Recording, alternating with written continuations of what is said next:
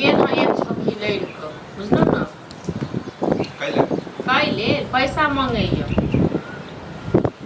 पैसा टिकट कटायत तकर बाद जायत ओहि बेटा पुतौह बड़का बेटा पुतौह आइए ओकरा लग कथी करे देतै एको बार पूछबो करै छै हम बिना गेले की करे जाब अच्छा पुरिये में प्राण य मरि जाब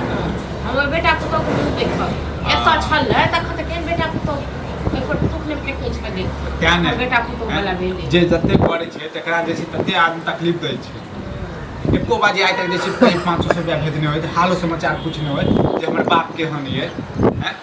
है ना बेटा सब मतलब अथी कऽ लेलखिन बेटा सब कोनो मतलब नहि छै बाप के लिए 6 महीना पहले से आल रहे सासुर चलि गेलै लेकिन एतऽ नहि एलै एको बाजी बाप के देखऽ नहि एलै हाँ तो हमरा से नहीं लड़ाई झगड़ा बर्दाश्त है बुझलो ना बहुते बर्दाश्त केलहुँ तो दिलिए पैसा हम कतऽ से पैसा देबै यौ हमरा अपना संग पैसे नहीं है ठीक है हाँ अपना संग हमरा 1 रुपया ले हम मरैत रहै छी हम कतऽ से देबै तऽ कहलक हाँ जे जाइ छी कर्जा उठा कऽ तकर बाद जायब हाँ तो कर्जा उठा के जे जाइ छै अबै छै तऽ बात करै छियै तो हम नहि देबै कर्जा वाला के हाँ तो से कहि देबै बुझलो ना कहि देबै आमने सामने से पता नहीं की हो कर्जा देतै तऽ कटोलो के लोग सब कहि देबै जे भाई काल्हि हम नहि देबो हम कतऽ से देबै